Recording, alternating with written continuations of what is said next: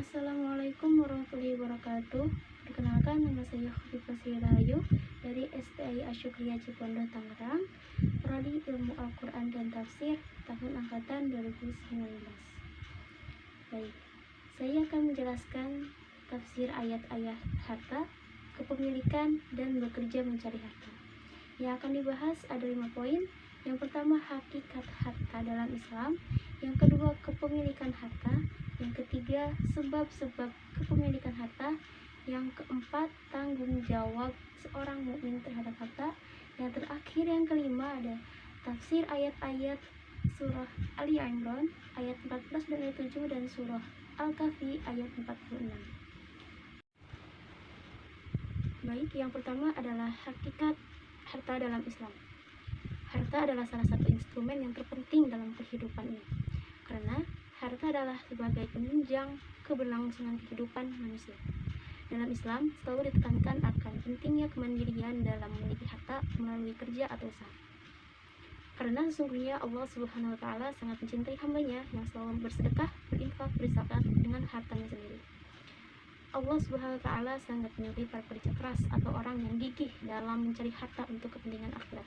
Bahkan Allah Subhanahu wa Ta'ala ditekankan dalam surah At-Taubah ayat 105, A'udzubillahi minasyaitonirrajim, wa qul i'malu fasayarallahu 'amalukum wa rasuluhu wal mu'minun wa saturaduna ila 'alimil ghaibi wasyahadati fayunabbi'ukum bima kuntum ta'malun.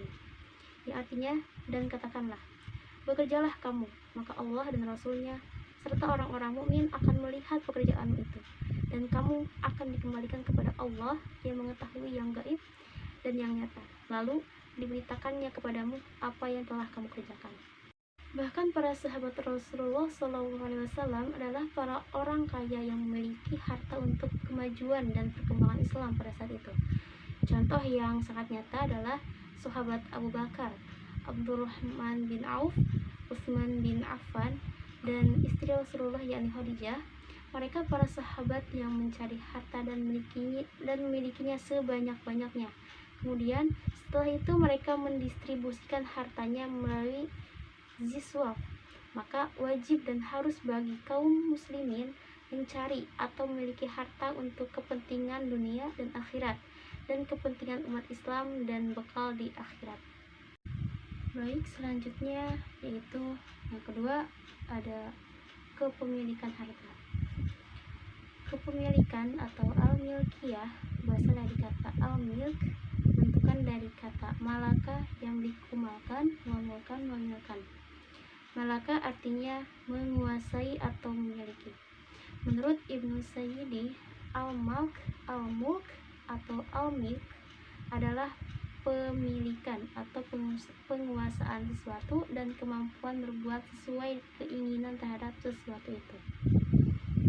Lain lagi pengertian kepemilikan menurut Wahbah Zuhaili, yaitu secara bahasa kepemilikan bermakna pemilikan manusia atas suatu harta dan kewenangan untuk bertransaksi secara bebas terhadapnya. Menurut istilah ulama fikih, kepemilikan adalah keistimewaan atas suatu benda yang menghalangi pihak lain bertindak atasnya dan memungkinkan pemiliknya untuk bertransaksi secara langsung di atasnya selama tidak ada halangan yang syara. Kembali lagi pada hakikatnya, kepemilikan hakiki adalah milik Allah. Allah pemilik segala kekuasaan. Allah sendiri telah menyatakan bahwa harta itu hakikatnya adalah miliknya. Hanya saja Allah telah memberikan kekuasaan atas harta kepada manusia, sekaligus menjadikan harta itu sebagai hak pemilikan manusia. Kepemilikan itu sendiri dapat dibagi menjadi 3 macam. Yang pertama, kepemilikan individu, kepemilikan umum, dan kepemilikan negara. Yang selanjutnya mal atau harta. Harta dari segi bahasa disebut dengan al-mal, yang berarti condong, cenderung, dan miring. Dalam kamus Al-Muhyidd, al-mal adalah sesuatu yang dimiliki. Sedangkan menurut Wahbah Zuhaili, harta dari segi bahasa adalah setiap barang yang benar-benar dimiliki dan dikuasai oleh seseorang, baik dalam bentuk ain ataupun manfaat. Kecintaan manusia terhadap harta sangat besar, dapat melebihi dari kecintaan manusia kepada dirinya sendiri. Banyak orang mengorbankan dirinya, bahkan mengorbankan orang lain untuk memperoleh harta. Di dalam surah Al-Fajr ayat 20, wa tuhibbunal mala hubban jamma, dan kamu mencintai harta benda dengan cintaan yang berlebihan. Yang selanjutnya ada sebab-sebab kepemilikan harta.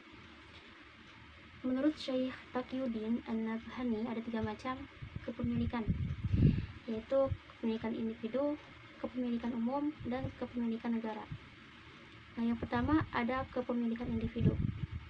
Adalah izin syariat pada individu untuk memanfaatkan suatu barang melalui 5 sebab kepemilikan atau asbab at-tamalluk.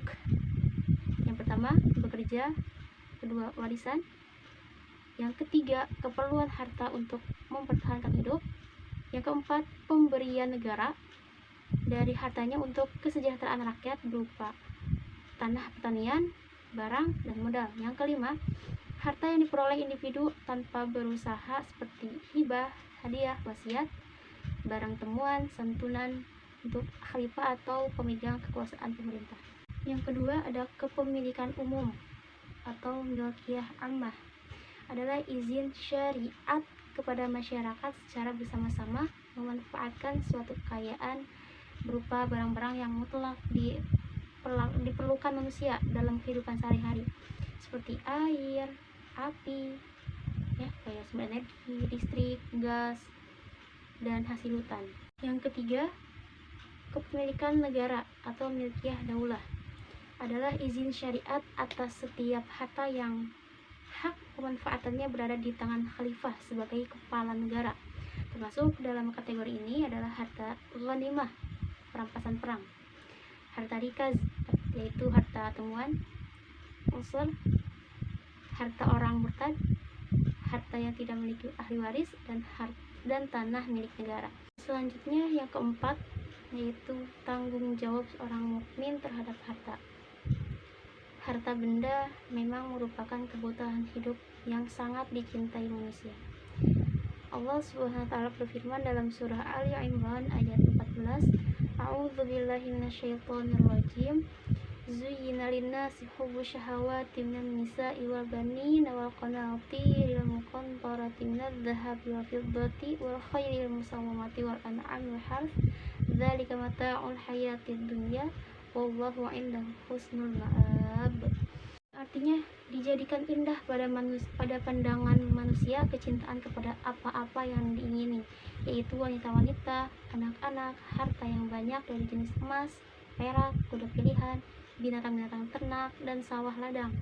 Itulah kesenangan hidup di dunia, dan di sisi Allah lah tempat kembali yang baik, yakni surga.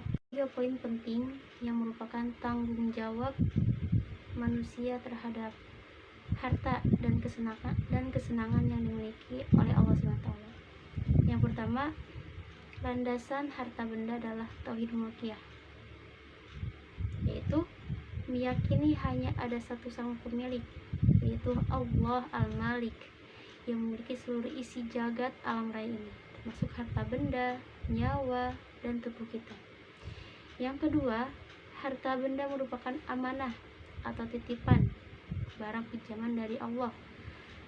Sesungguhnya manusia di dunia ini tidak memilikinya, tetapi dia hanya dititipi atau dipinjami benda-benda oleh Allah, sehingga sifatnya hanya sangat sementara. Yang ketiga, cinta kepada harta benda harus dalam rangka cinta kepada Allah, yang mana sang pemilik harta yang sesungguhnya.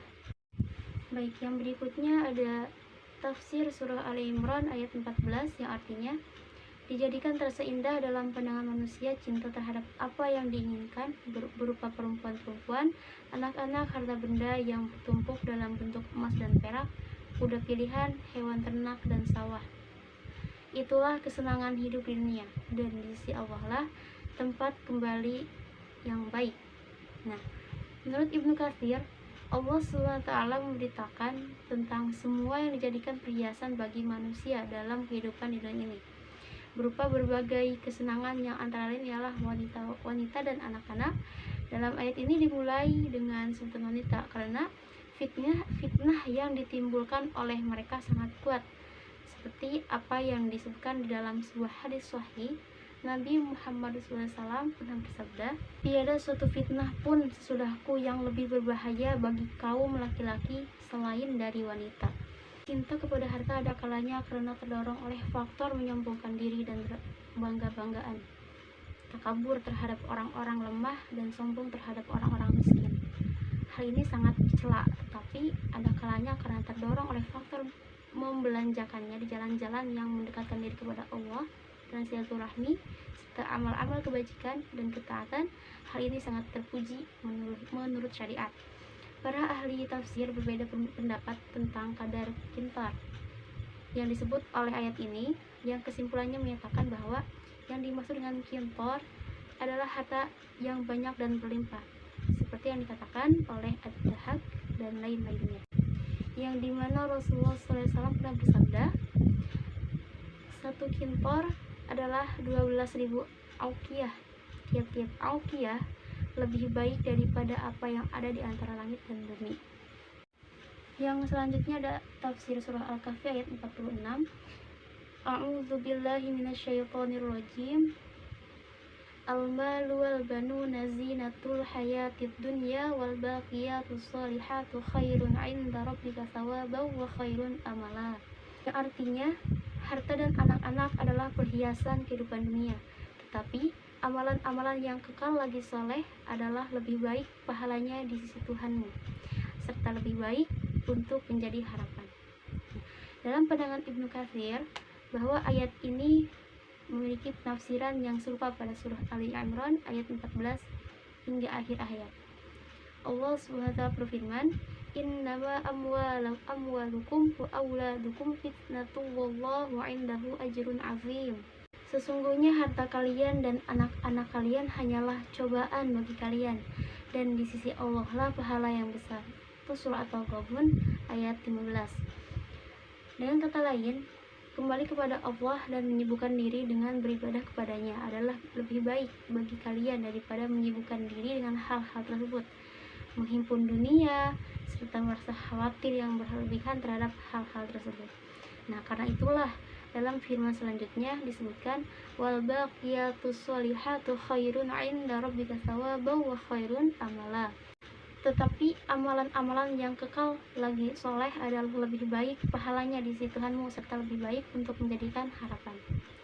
Ibnu Abbas, Sa'id Ibnu Jubair, serta lain-lainnya dari kalangan ulama salaf yang bukan hanya seorang mengatakan bahwa yang dimaksud dengan al-baqiyatus shalihah ialah salat 5 waktu. Dikatakan oleh Amirul Mukminin Utsman bin Affan ketika ditanya mengenai makna al-baqiyah ini, maka ia menjawab bahwa hal itu adalah ucapan la ilaha illallah wa subhanallahi walhamdulillah wallahu akbar wala haula wala quwwata illa billah.